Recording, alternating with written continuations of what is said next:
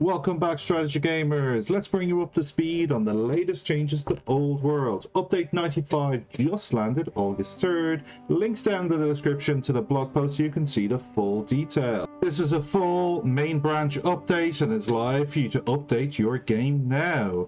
It's worth noting that this is a word-for-word match of last week's test branch update, which we did cover on the channel, link up here. But as this is a live version, we were able to get a few answers to some of the questions we had last week about the implementation. I'm going to call out the big changes from this update that you will see in your games. There is improvements in the network multiplayer stability and reduced memory usage to improve the performance of the game overall. This is a rebalancing in Mohawk's words for governors and families. That's traders, patrons, landowners getting changes, judges and orators on the governor front, plus characters with the robust trade. The biggest change in this update is the first line of the full notes. Urban tiles now give free roads. This is a huge quality of life improvement and makes so much sense when you look at how the trade connecting mechanics work in this game. Jumping into the family changes. Trader families now get a +2 culture per bullion instead of orders. This is a minor early game debuff, but by the mid game definitely a boost to trader cities. The other quite significant change is a free fare in the founding city seats. This is the legendary tier market building, so a huge income boost and a nice helping start to that late game ambition. Get 4 fares. Landowners now get +20 money per crop resource. This is instead of the +2 culture that was previously on offer. Last week's test branch didn't call it out as instead of. We now have that clarification in the game.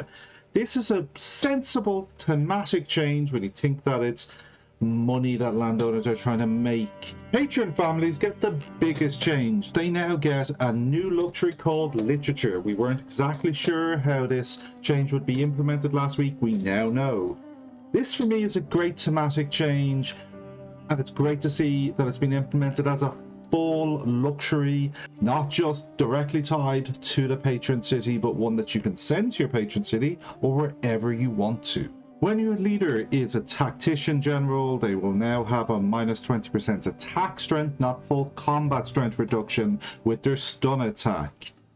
Also, tactician commanded units, whether leader or not, continue to get the full counter-attack bonus from melee. Orator governors now have a -1 discontent per culture level per turn in the city they are governor of. This is a nice thematic change which will help with discontent in the early mid-game before you can get bats and lots of luxuries to bring down discontent. That is the families and governor changes. There are 2 law changes. Now, orthodoxy, when enacted, cities that follow your state religion can hurry production, not just specialists. And the other change is with engineering that now enables you to bridge both sides of a river.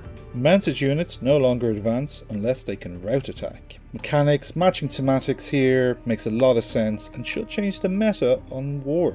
And lastly, the Hold Court mission now has a 20% chance to find a new courtier. Love this thematic change, which mechanically should help, as getting courtiers is difficult and they are important. I saw on a recent endgame chart screen that the AI had twice the number of courtiers as I did.